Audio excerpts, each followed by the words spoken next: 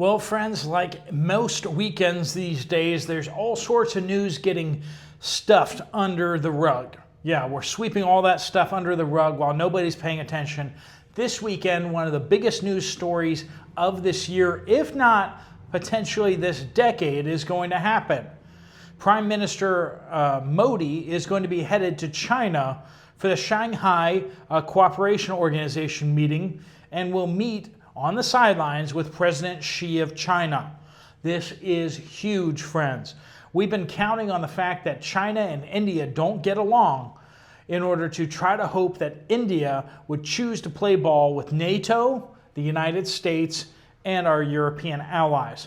But that's not looking like the way things are going. China and India seem to be patching up relations, and it's going to rock our world. And not in a good way, friends. We got a lot to talk about, kind of some of the implications of this meeting, what's going to happen, where are relations between India and China, and will India be playing for the Brics team in World War III? Let's get into it. Welcome to the Poplar Report. I'm Steve Poplar. I'm an accountant by trade, and these are the things the mainstream media just won't cover. So, what have we got going on here? Now, of course, we got World War III on the horizon. We're already into World War III. The question is, whose team is everyone going to be on? Of course, you got the United States over here. You got Russia over here. That's not really in dispute. That's going to happen. China is going to be over here. Iran is going to be over here. North Korea almost certainly will be over on Brics team. Now, the question is, South Africa, which team is that going to be on? Brazil, who are they going to side with? And India. And India is really the crown jewel. We got these Gulf states. We got Saudi Arabia, United Arab Emirates. You got these other countries out there, and it's kind of a question of which side they're going to land on. Europe's going to go with the United States, probably. The United States has got Japan, Australia, some of our other allies, probably the Philippines, I'm going to guess there. Vietnam is a mixed bag. It could go either way to Brics country. They have strong relations with China, but they also have some problems with China. But we may be seeing China's new plan.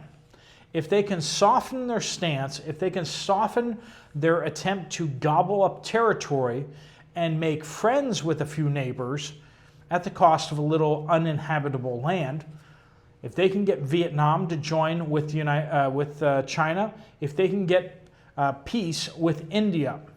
Now, for the last number of years, India and China have been squabbling over land up in the Himalaya mountains. It's land that's uninhabited. They're literally chasing each other around with sticks. They're not allowed to take boomsticks up there, so they literally hit each other with sticks. It's kind of an interesting arrangement. It's like, let's still fight. Let's just not fight with, legitimate weapons. Let's use less weapons. I don't know. Somehow that makes sense. Anyway, there were a whole lot of fatalities. There was all sorts of problems along the border. But last October, on the outskirts of the Brics meeting, Prime Minister Modi and President Xi met with each other for the first time in person, and that was last October, and that was in Russia. This wasn't a state visit by either of them to each other, but they talked apparently and came to some arrangements or some thoughts. And since then, we haven't seen any fighting along the Chinese and Indian border. Now, we have seen fighting between India and Pakistan is using Chinese weapons to fight against India, and that's a big problem. So right now, there's the border dispute with China, and then there's also the fact that China is supporting the Pakistanis to some extent, or at least they're selling them weapons. If those two issues can get resolved, India may very well decide that it is in their best interest to pivot towards China and away from the United States. This would be huge. India is, after all, the most populous nation in the world. 1.45 billion people in India. That's slightly larger than China. There's more people in India than anywhere else on the planet. There's more people in India than like the Western Hemisphere. So when you start thinking about all of the Americas, India has more people. So Brazil and everything. All of that together doesn't match India. And then when you start thinking about China and India together, plus Russia, plus Iran, plus North Korea, you start getting a picture of, they might just be able to take on Europe and the United States. And that's mostly because Europe and the United States act more and more like the Three Stooges.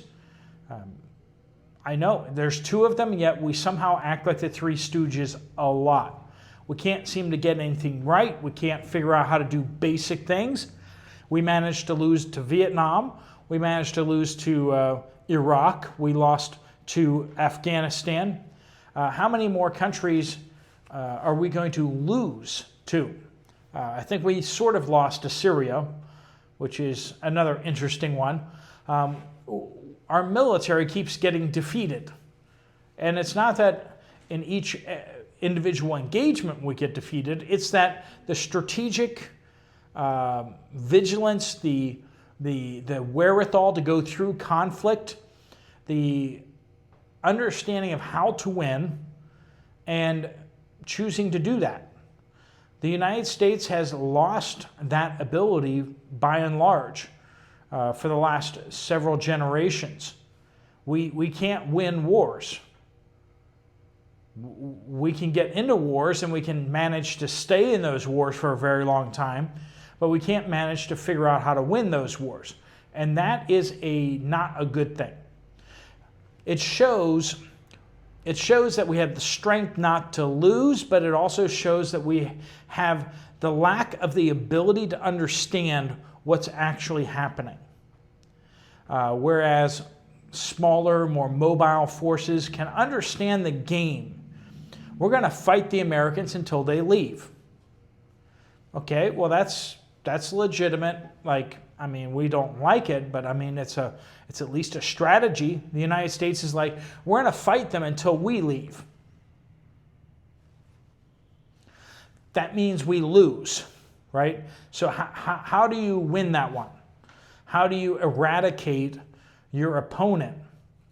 And in those type of conflicts in Iraq and Afghanistan, we found that the conflict was unwinnable. We framed it in such a way that we then could not win. And World War III is starting to shape up like that too. World War III, we'd like it to fight it like this. But our enemies, Russia, China, Iran, and even potentially India, are like, no, we're going to fight it like this instead. Well, how do you combat that? The United States has long used economics as power, projecting power using the dollar. Well, these other countries are like, well, we're going to fight against that. All we have to do is stop using the dollar. We need to help other people to stop using the dollar.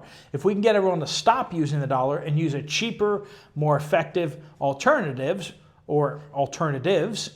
then we win. And the United States just is like, stopping using our dollar. Like, you better keep using it. Well, that's not really a strategy. We are engaging in strategic warfare where we're losing. So, India looks like it's going to move over to the other team. India was kind of making noises like it wanted to be on Trump's team, but India is now making noises like they realize that the United States is on the losing team and they'd rather be on the winning team, which is not going to be the United States. What has President Xi told Modi? Is Prime Minister Modi hoping to get better terms from others? Or is it just the fact that India has several borders with powerful countries? It's got Pakistan right on the border with a large military. It's got China right on its border with a large military. Is it just kind of looking around and going like, hey, how about we be on their team and then we don't have a border problem anymore? If China can purchase India's, peace treaty with a little bit of uninhabited territory, that might be a very, very smart move. They may have to stop selling weapons to Pakistan, but Pakistan is already extremely dependent on China. China has already invested large amounts of money into Pakistan, so they can basically just stop selling weapons. And if India starts playing for Team Brics for real, then China can somehow broker a treaty, maybe not a peace deal, but at least a ceasefire treaty between Pakistan and India.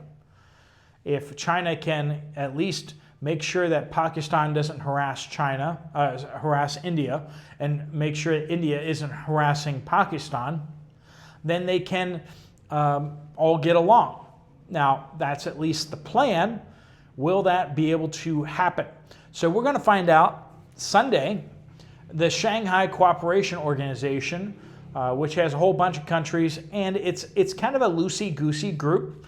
It's not really like a NATO membership, which has ironclad rules and regulations and all sorts of agreements. The Shanghai Cooperation is more loose, but there are more countries in Asia that are a part of that. India is a part of that, and it's about an economic zone, and it gets all these countries together to kind of make agreements in order to trade more effectively with each other. So this is going to be Modi's first trip to China in 7 years. And with all the conflict that China and India have had, this is a big step in the right direction for peace for them. Now, the United States does not like this at all. India is being forced to choose, and this is some of the reason why the United States just jumped its tariffs from 25% up to over 50% because India keeps buying Russian oil. This has been a massive blow to relations between the United States and India. And I don't think a lot of people in Washington, D.C. really understand how badly President Trump and his team burned bridges with the Indians because the Indians are hopping mad. They're mad. They're hurt. India's largest exporting nation is the United States. They export more things, more dollar value to the United States than any other country in the world. And the United States just hit those $86 billion worth of imports with a massive 50% tariff. That is causing some serious economic pain in India. Is it coercing them to do what we want them to do, or has it just made it so that they are done dealing with the United States? Are they going to look over at China and say, what can we produce for you? What kind of trade can we do with you, China? What trade can we do with Russia? Can we do better with the Brics team than we can with the United States and its allies, vassal states? Really what you see with Europe is there's the United States, and these other states are basically dependent upon the United States. They're puppet states of the U.S. And India just is at a point where they just don't want to be a puppet state.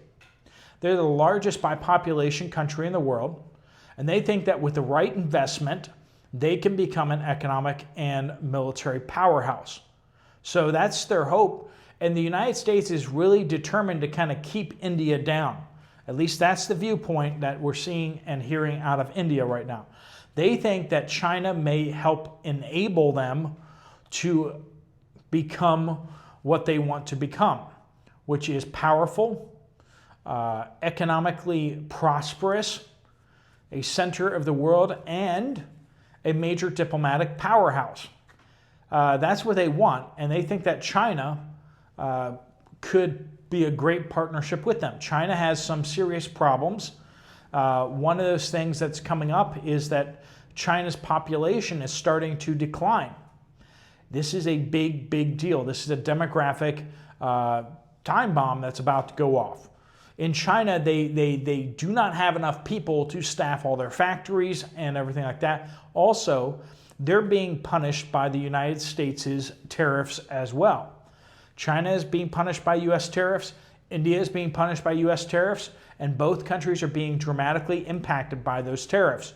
And they're starting to look at each other, and they're both kind of sick of being bullied by the United States. And they're starting to think about how can we work together and form a new world where both of us have the opportunity to expand, to increase the livelihoods of our people, to have more powerful militaries, to really be forces to be reckoned with. China and Russia have long said that they want to move from a unipolar world, the United States ruling everything, to a multipolar world.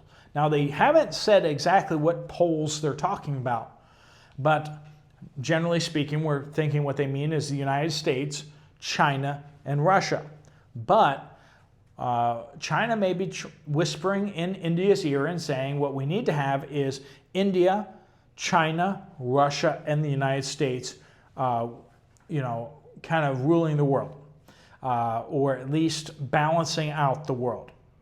So, this meeting that will happen on Sunday between Modi, Prime Minister Modi, and President Xi on Sunday in Shanghai at the Shanghai Cooperation Organization could be massive. It's a huge step in the direction of peace and away from war, of unity, as opposed to what they've been doing recently, which has been squabbling.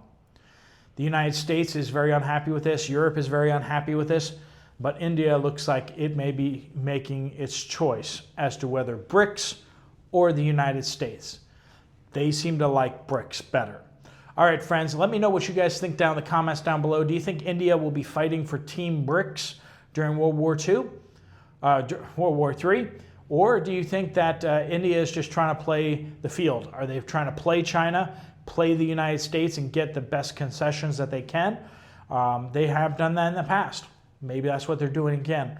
But it doesn't look like that to me. But let me know what you guys think down in the comments down below. All right, friends, thanks so much for watching. If you want to check out another video from this channel, there's one right up here. I'll see you over there, or I'll see you guys later. Steve Poplar of the Poplar Report out.